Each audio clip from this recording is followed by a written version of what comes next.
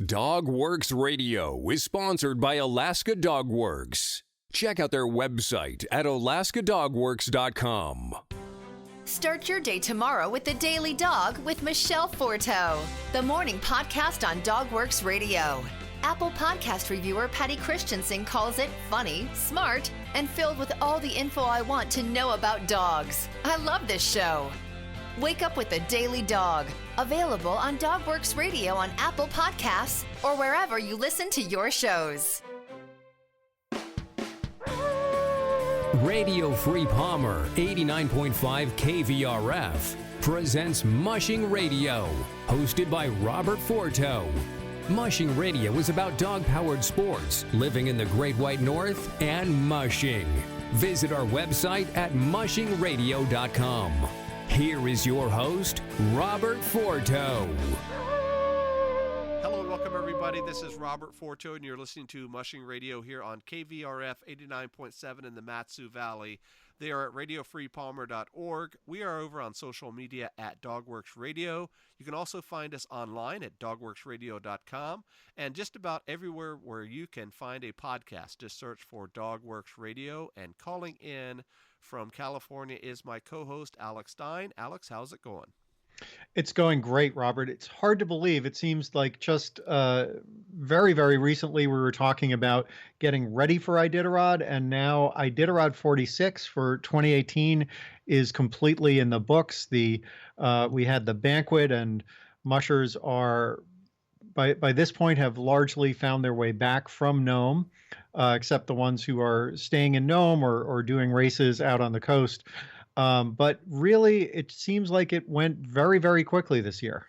It did. You know, this year has been sort of strife with controversy ever since the last Iditarod ended in late March, or I guess middle March of last year. Then we had the doping scandals with the unknown musher to begin with, and that was released, I guess it was in early October or so, and that sort of bred a contempt of controversy there. And then, of course, we worked our way through the off season and started the race, as we always do, at the first Saturday of March. Right. And, you know, it felt like there was still a little bit of a hangover of some controversy from the doping scandal. We had that unauthorized conversation with Wade Mars and the guy who worked for the lab that does the doping results, and there was a little bit of controversy about that. The Iditarod went on to say that should not have happened, and that they're going to review that. But there were, in the off season, there was a lot of drama, and there was a lot of stuff where Dallas at one point was calling for the entire board to resign. Very recently. And then the board said that they were not going to do that, but there will be a board meeting shortly, I believe in about a month or so. And, there could be some big changes coming up in the off season now. You know, we always compare and contrast different sports with Iditarod on our show, a lot of times with the NFL. And, we hear these same types of stories in the off season with that other sport as well. We always hear about, Roger Goodell, the commissioner of the NFL, should step down for one reason or another, or there's a controversy with Deflategate or steroids or any number of things that happen in other sports. I don't think nowadays, especially with social media and its coverage, that a big sport like Iditarod is immune from that off-season coverage like it is now. Right. And you could look at it as having Iditarod have these type of controversies and these type of issues come up is a sign that in certain ways it is becoming a much bigger sport, a much more public sport, a much more popular sport, and in the past, some of these things were relatively easy to sweep under the rug or take care of internally.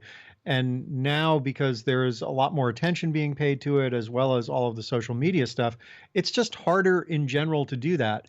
And this might be, more growing pains that the Iditarod is suffering, because I think that for you and me and most of the people who listen to this show and most of the people who follow mushing, whether or not we have, individual problems with some small decisions, I think we all want the race to succeed and we all want the race to continue and to thrive.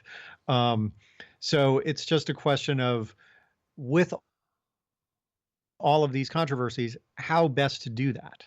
And I've said this before, that's not an easy question, and I'm kind of glad that I am not the one in charge of making those decisions, because I have a feeling that no matter what you do, when you're making those type of really big picture decisions for the ITC, there's going to be someone who's going to be angry at you.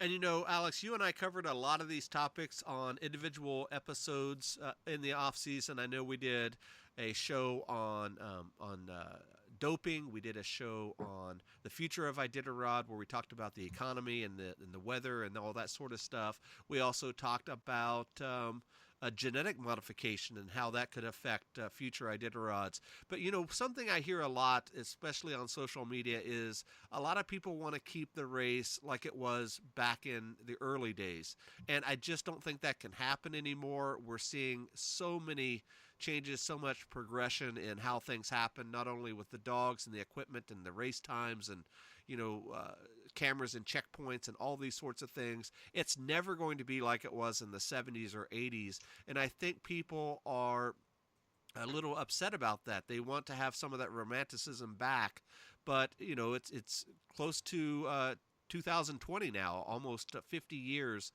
or so since they started talking about Iditarod. I think it was in about 1968 or 69 or so when they started talking about doing this race. And, things change, and I think good, bad, or indifferent, the Iditarod is going to be part of that.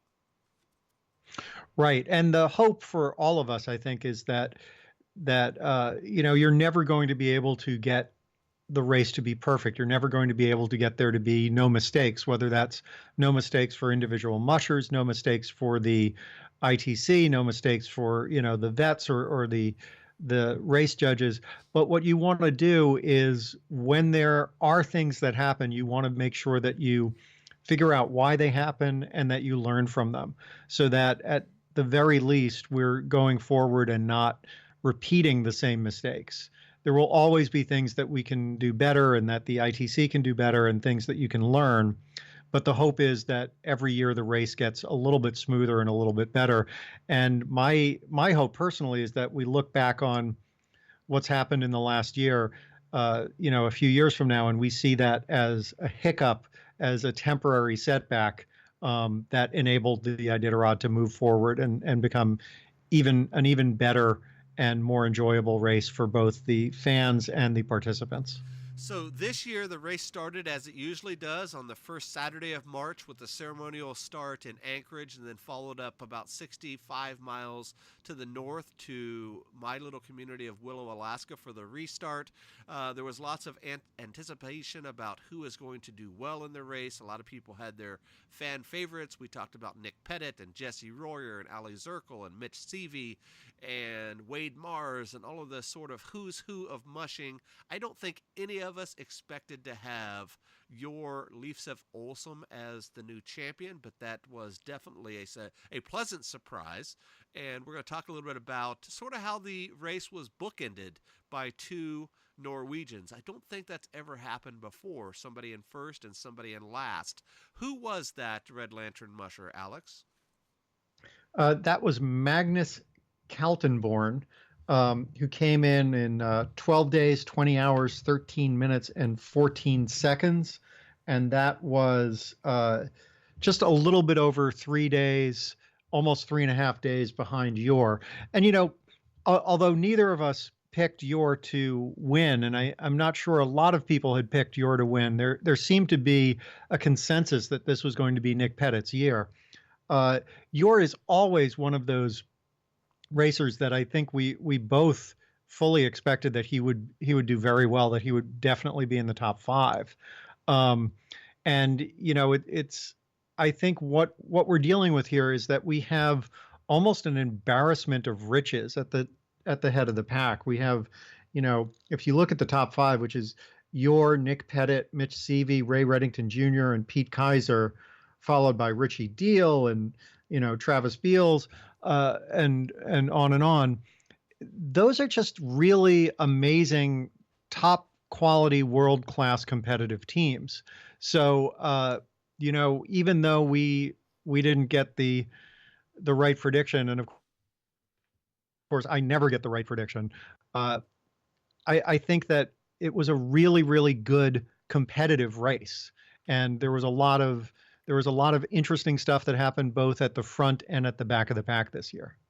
Right, and you had mentioned that it was really Nick Pettit's race to win, and I know he got off track there in the last third of the race. He missed some trail markers, and I believe got caught off on the Iron Dog Trail or something to that effect, and lost a few hours, and that allowed your Olsum to jump into first place where he stayed.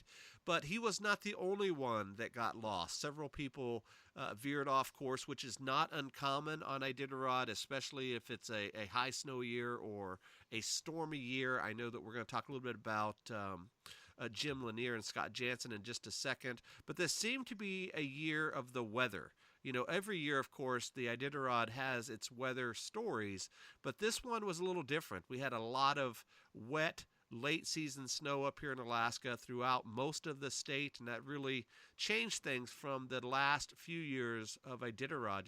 They had to move it up to Fairbanks twice in the last 4 or 5 years because of the lack of snow here in the Matsu Valley. They changed the route to go the southern route this year, which it hasn't been ran in several years. And it didn't change it, but they added it back into the fold, so to speak, after those Fairbanks routes for the last couple of years. And then they're going to do that same route again next year. Is that right, Alex? Yeah, that's right. And I think the southern route hasn't been run since 2013.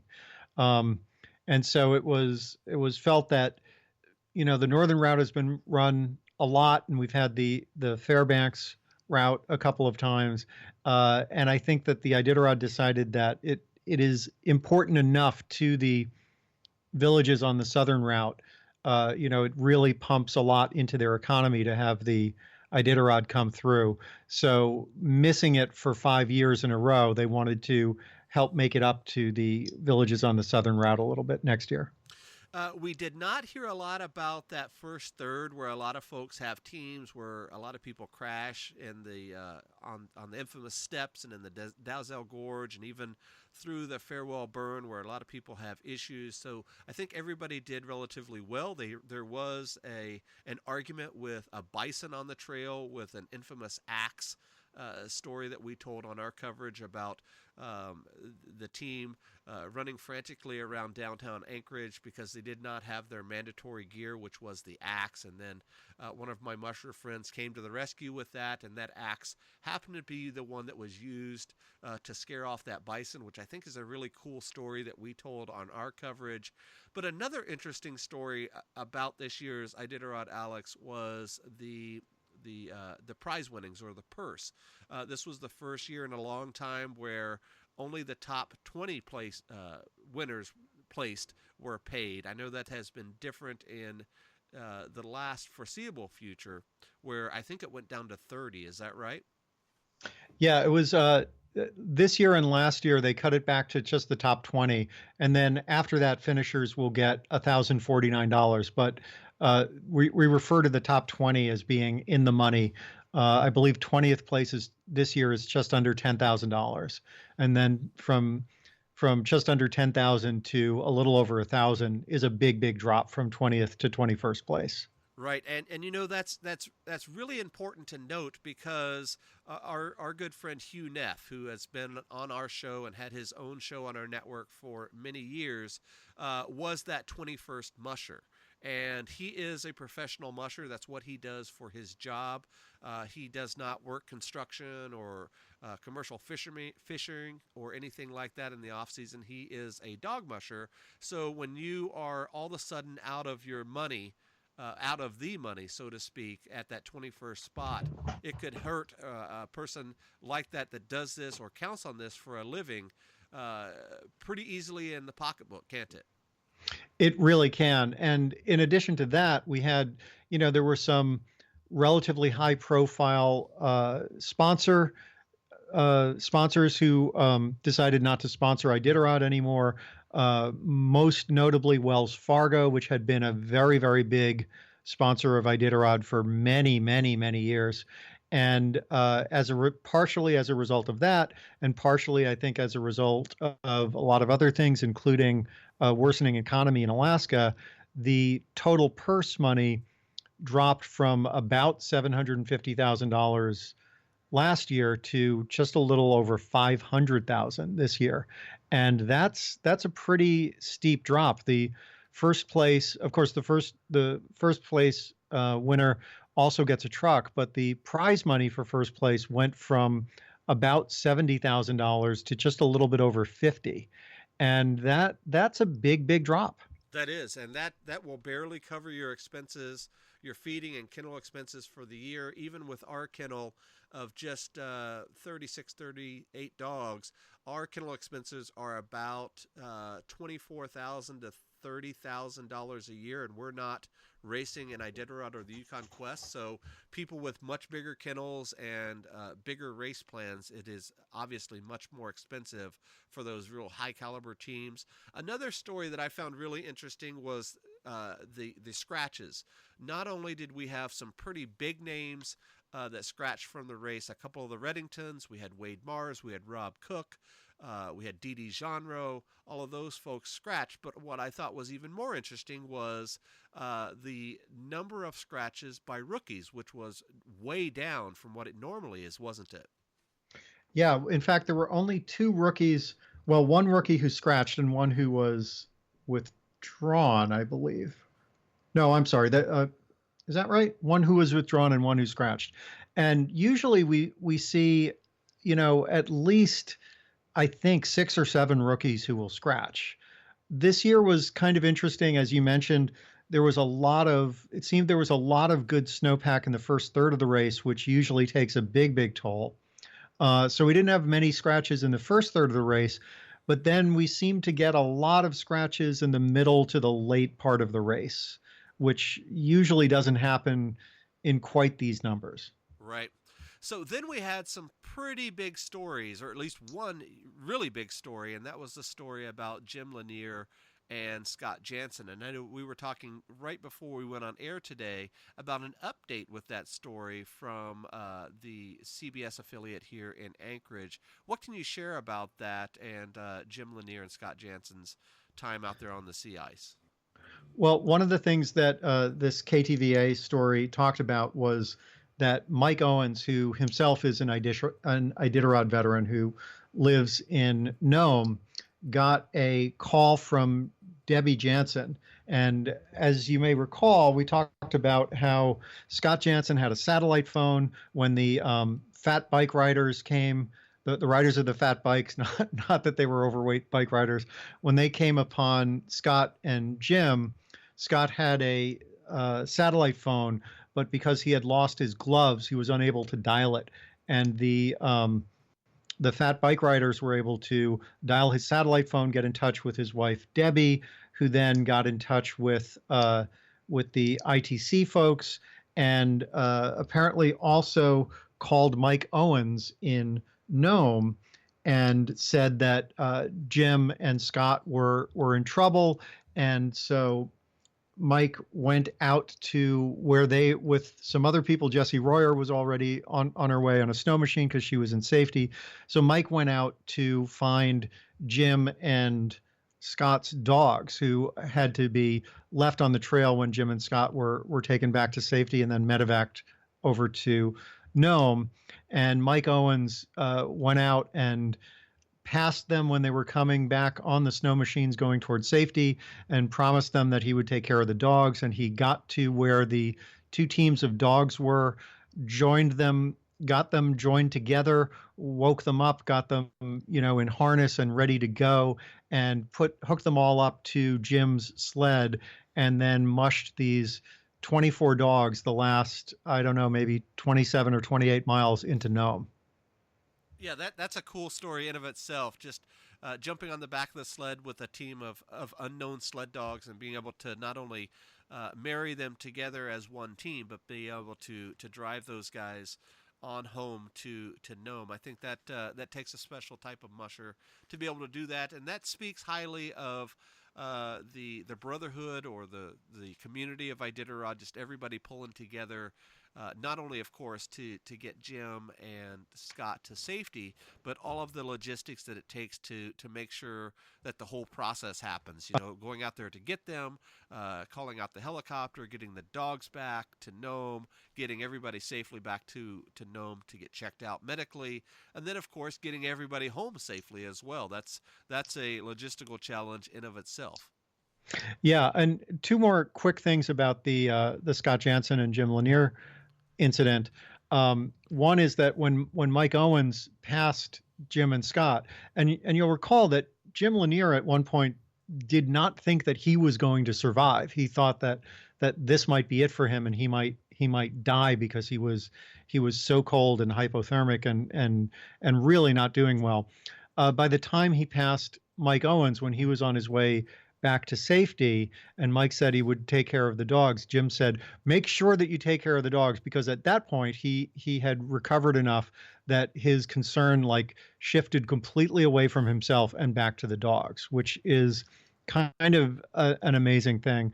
And the other thing I wanted to mention is, again, not to get political about this, but it seems that Scott Jansen and Jim Lanier are kind of on the opposite ends of the scale politically, and but they've known each other and been friends for more than 30 years.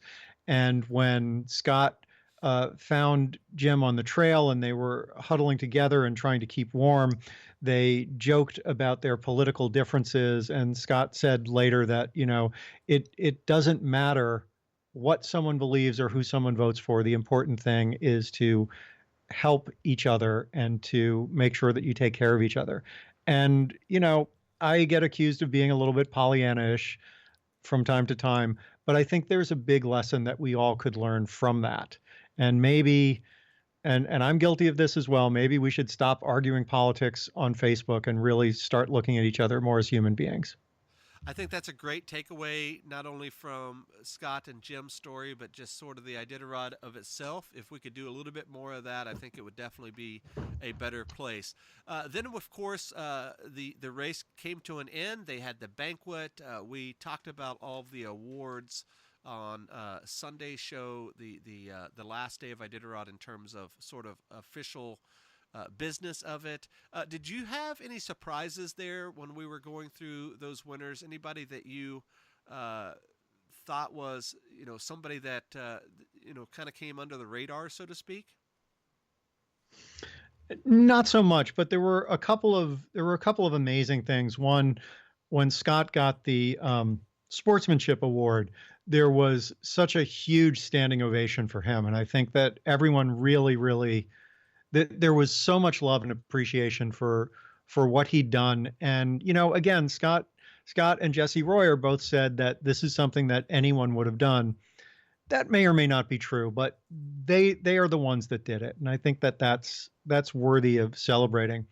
The other thing, and I didn't actually see this, but I've heard about it and am looking forward to tracking down tape of it. But apparently, when Nick Pettit came up to give his speech as the runner-up in Iditarod at the banquet, he brought Jim Lanier out on stage with him, and the entire place just went crazy because they were so glad that Jim was okay and that he was able to attend the banquet. So that's a pretty touching thing as well.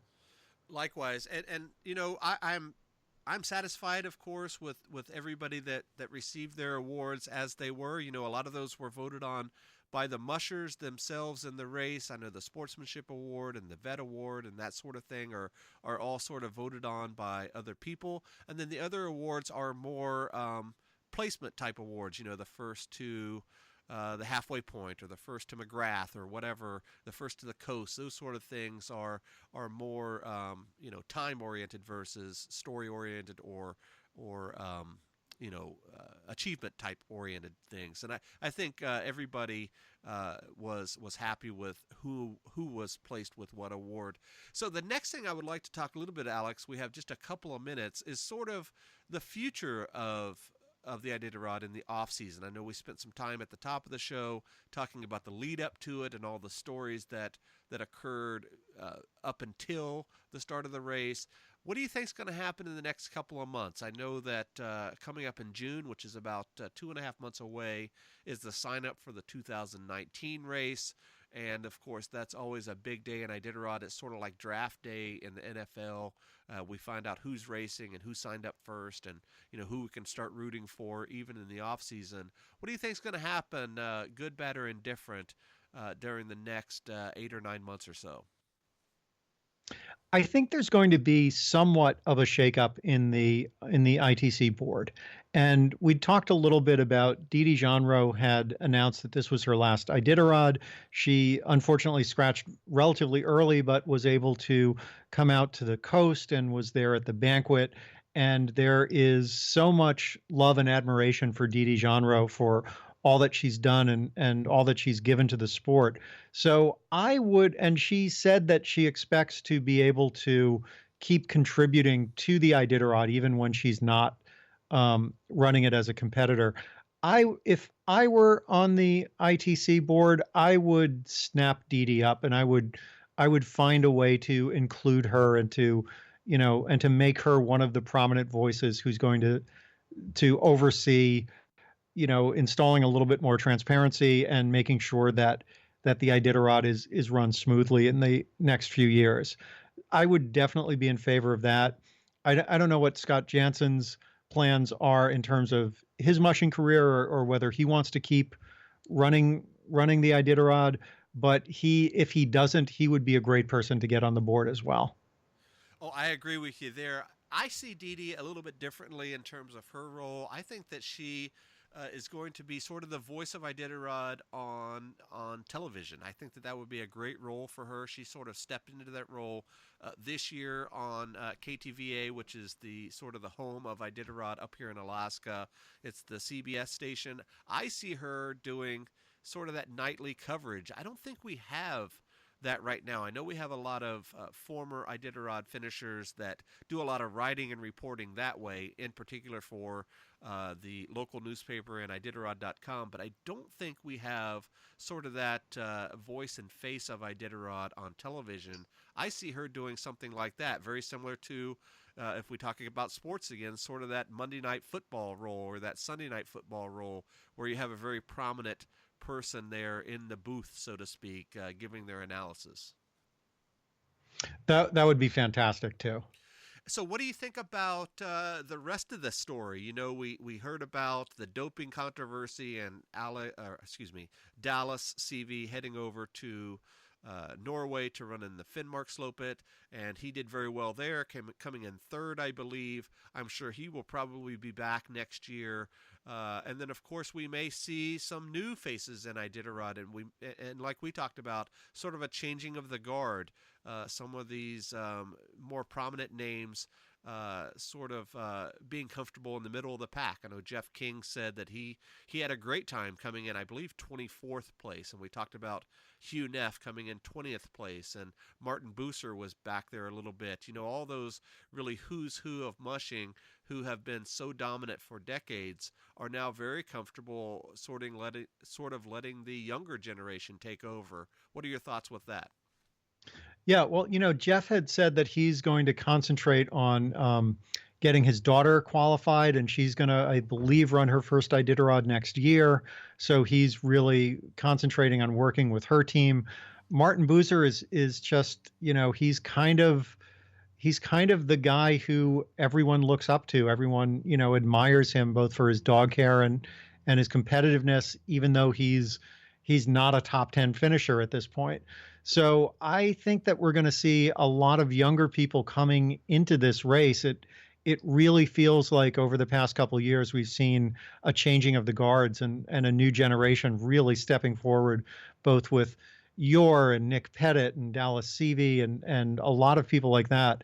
And I think that, looking at at least how the front of the pack is going to be, it seems like it's going to be very, very healthy and have a lot of great competition, at least for the next 5 or 6 years. And to come full circle with that, we talked briefly a minute ago about the rookies doing very well, with only two of them scratching and or with being withdrawn. I think that we have a very strong class there.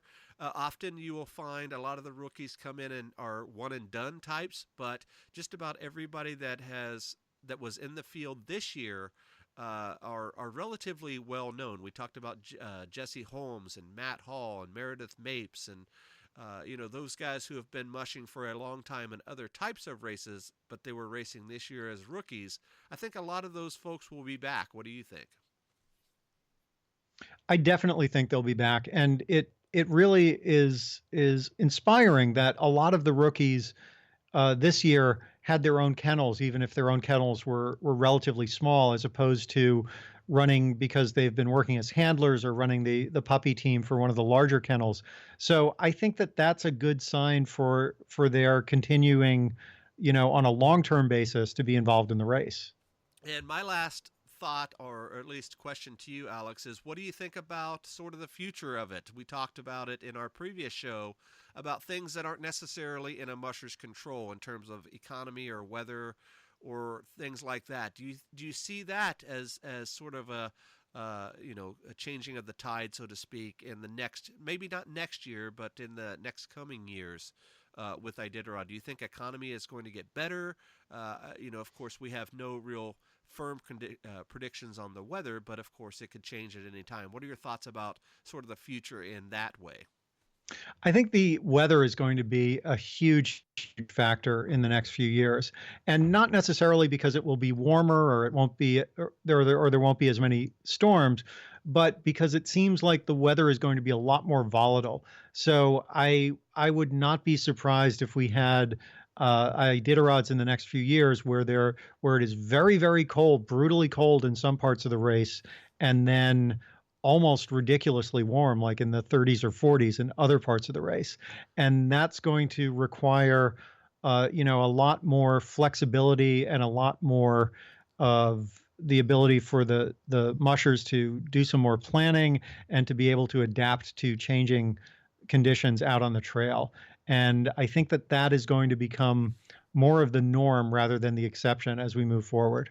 And what do you think about the economy? Our economy is sort of still in that downturn. There's always a lot of talk about our permanent fund dividend that we get every October, and a lot of mushers depend on that. They may not depend on it necessarily for entering the race, so to speak, but it does help with entries into mid-distance races. It comes out in October. That's when a lot of these rookies are signing up for qualifying races at around the same time that dividend is issued. It can easily replace a snow machine or a snowmobile if needed to help out with training. It could help with kennel repairs or expenses or vet bills or things like that.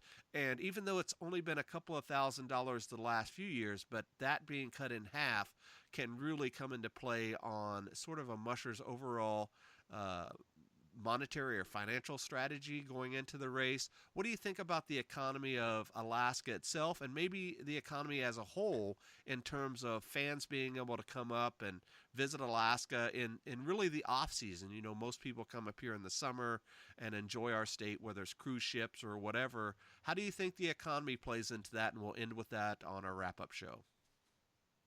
Well, it's hard to predict what's going to happen with the economy, and traditionally the economy in Alaska has lagged behind the overall national economy by a year or sometimes a couple of years.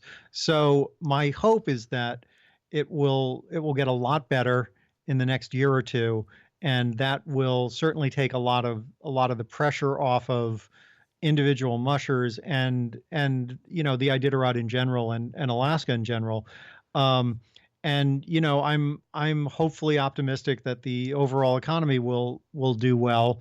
But it's the sort of thing where you never can really predict it. I think a lot of people were really blindsided by the financial crisis in 2008, and it really took, I think, 4 or 5 years or so for the general national economy to work its way out of that. So hopefully we can avoid something like that in the future. And I just want it to do well. I want people to be able to run the race, and I really want people to be able to come up and be part of the race, be volunteers or be fans who are coming to Nome or coming to Unalakleet or other places to watch and root on for the mushers. So, guys, that is our daily coverage for the 2018 Iditarod, and this was our wrap-up show, sort of a retelling of what we thought were the interesting stories or interesting tidbits of the show or of the race. In the off season, if you're new to our show, we typically do Mushing Radio every Wednesday at 7:00 Alaska time.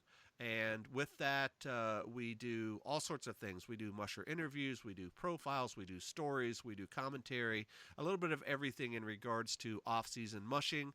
Alex and I hope to have season 2 of our mushing radio seasons. Last year we did the Serum Run, which I thought was totally awesome. Alex did an excellent job with that, original storytelling and producing of that. I hope we can at least match that this coming season. I don't know exactly what we're going to be doing. We've had a couple of ideas floating around. We're thinking about when we are going to do those and how. So I hope to do that in the off season. And then I hope that we are back next March to do our 7th annual daily coverage of Iditarod. Alex and I have been doing this for a long time, and it's become a labor of love to be able to do this every night for a couple of weeks of the year. It's just always fun to be able to reach out to our fans and our supporters and all that, and I really appreciate it. Alex, anything in closing for 2018 Iditarod and beyond? Yeah, just a couple of really, really quick things. We talked a lot about Larry Doherty running Jason Campo's team. We spent a lot of time on one of the recent episodes talking about that. I just wanted to once again say that was just an amazing story. And if it hadn't been for the Scott Jansen and Jim Lanier story, I think that would have been my pick for the best story of Iditarod. And the other thing is, I've always loved Iditarod because it is and remains a really big, kind of larger than life thing.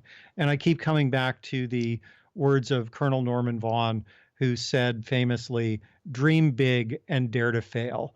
And I think that that's something that every Iditarod musher really understands.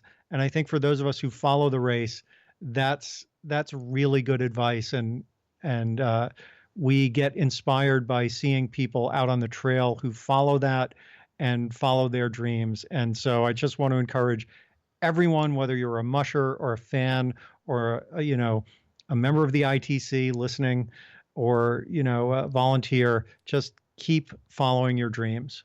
Very good. And guys and gals that are listening, please do us a favor and hit a subscribe button on whatever podcast app that you use, whether it's iHeart or Spotify or Apple Podcasts or whatever. That way you get instantaneous access to any episodes that we produce and, as they say in the podcast world, drop. You will get those right on your device or on your computer, wherever that is.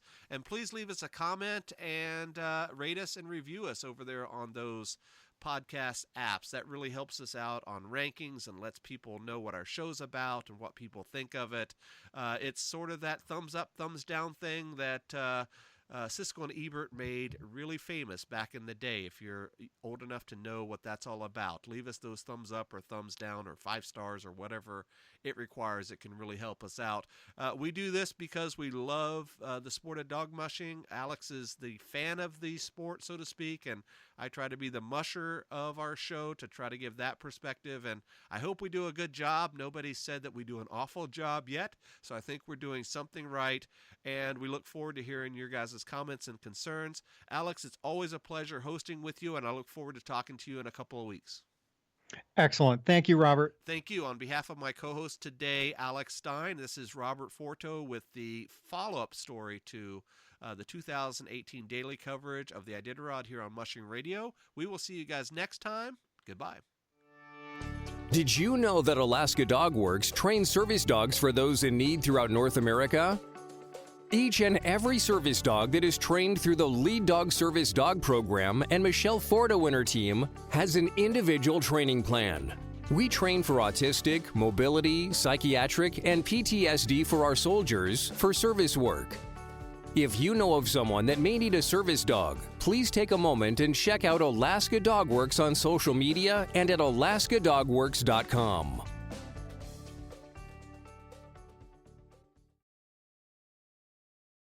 Hi, this is Alex Stein, co-host of Mushing Radio on Dogworks Radio. We just completed our first storytelling season on the 1925 Serum Run. Almost 100 years later, the 1925 Serum Run is something that is still inspirational, amazing, and in many ways larger than life.